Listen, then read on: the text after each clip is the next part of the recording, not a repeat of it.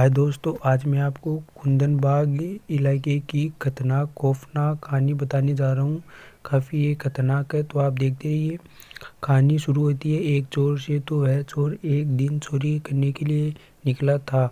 घूमते घूमते रेकी करते करते एक घर पर उसकी नज़र पड़ती है, जो कि बिल्कुल खाली पड़ा हुआ था। उसे लगा कि यह खाली पड़ा हुआ है, बढ़िया मौका है, और चोर ने सोचा आज इस घर पर हाथ साफ कर लेते हैं। अब वो दीवार कूद कर घर के अंदर पहुंचा। घर के अंदर बिल्कुल लाइट नहीं थी। चोर अपनी टॉर्च जला कर घर के अंदर धीरे धीरे इंटर किया। घर के अंदर बिल्कुल सन्नाटा पसरा हुआ था और देखकर ऐसा लगा कि इस घर को कई दिनों से साफ नहीं किया गया है। वो पूरे घर में इधर उधर टॉर्च झालक देख रहा था। इसी बीच उसको हॉल में सीढ़ी दिखी और वो सीढ़ी से ऊपर की तरफ चला गया, जहाँ और भी नए कमरे बने हुए थे। अब चोर इधर उधर टॉर्च जलाकर देखने लगा। तभी उसकी नज़र एक कमरे में गई। उस कमरे में जाकर उसने अपनी टॉर्च चारों तरफ घुमाई। जैसे उसकी टॉर्च की रोशनी रूम में रखे बेड पर पड़ी, चोर के हाथ से टॉर्च छूट गई और जोर जोर से कांपने लगा। ऐसा लगा कि काटो तो खून नहीं। आखिर उसने बेड पर ऐसा क्या देख लिया। उस बेड पर 3 खून से सनी डेडी बॉडी पड़ी हुई थी। यह देखकर चोर उल्टे पैर बहुत तेजी से घर से बाहर भाग गया। घर का दीवार कूदकर कुछ देर भागने के बाद वह रुका और काफ़ी बुरी तरीके से हाफ रहा था। ऐसा सीन देखकर चोर की हालत एकदम ख़राब हो गई थी। वह थोड़ी देर रुका और सोचा, क्या करूं, किसी को बताऊं या न बताऊं। उसने सोचा पुलिस को बताता हूं, लेकिन फिर सोचा कि आखिर एक चोर पुलिस को क्यों फ़ोन करेगा।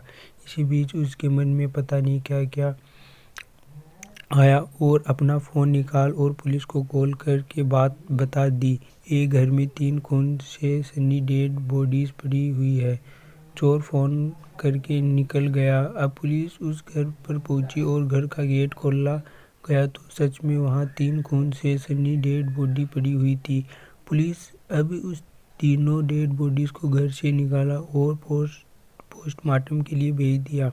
अब इस घटना को लेकर पूरे इलाके में सनसनी फैल गई। उसी रात के अगले दिन पुलिस उस घर में आकर छानबीन करने लग गई। इसी बीच अगले दिन पोस्टमार्टम रिपोर्ट आता है और ये बात पुलिस को पता चलती है कि ये जो डेड बॉडी है, इनकी मौत अभी नहीं बल्कि 5 या 6 महीने पहले हो चुकी है।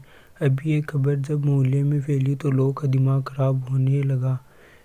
उस मोहल्ले के लोगों ने तरह तरह की बातें बनाना शुरू कर दी। ऐसा क्या हुआ था उस घर में, इसके लिए थोड़ा पहले चलना होगा। आस पास पड़ोस कहना है कि उस घर में 4 लोग रहा करते थे, पति पत्नी और उनके 2 बच्चे। कुछ दिनों बाद पति उस घर को अचानक छोड़कर चला गया। अब उस घर में बच गए बस 3 लोग। आस पड़ोस के लोगों का कहना था कि वो जो औरत थी वो दिमागी तौर से बीमार थी। समय बीतने के साथ साथ उस औरत की बीमारी बढ़ती गई।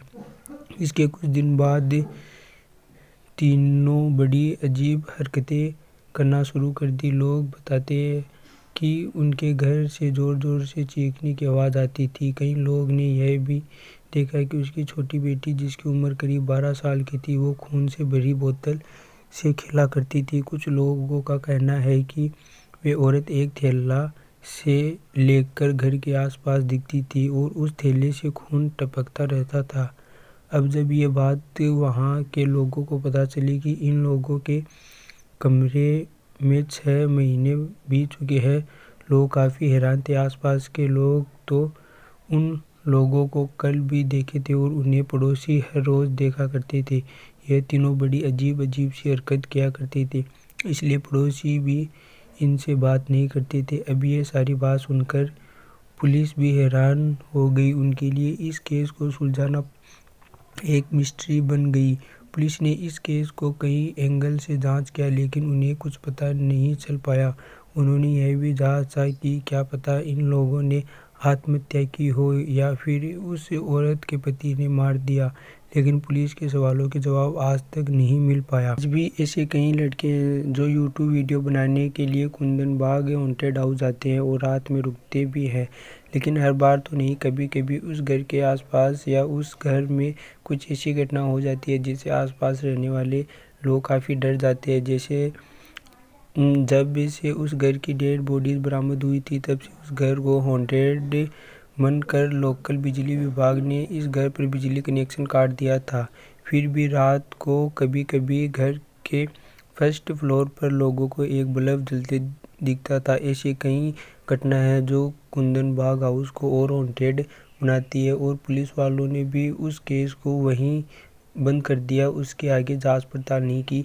तो आपको यह वीडियो कैसा लगा कमेंट में बताइएगा, और वीडियो को लाइक कीजिएगा और चैनल को सब्सक्राइब कीजिएगा। Thank you for watching this video. Thank you.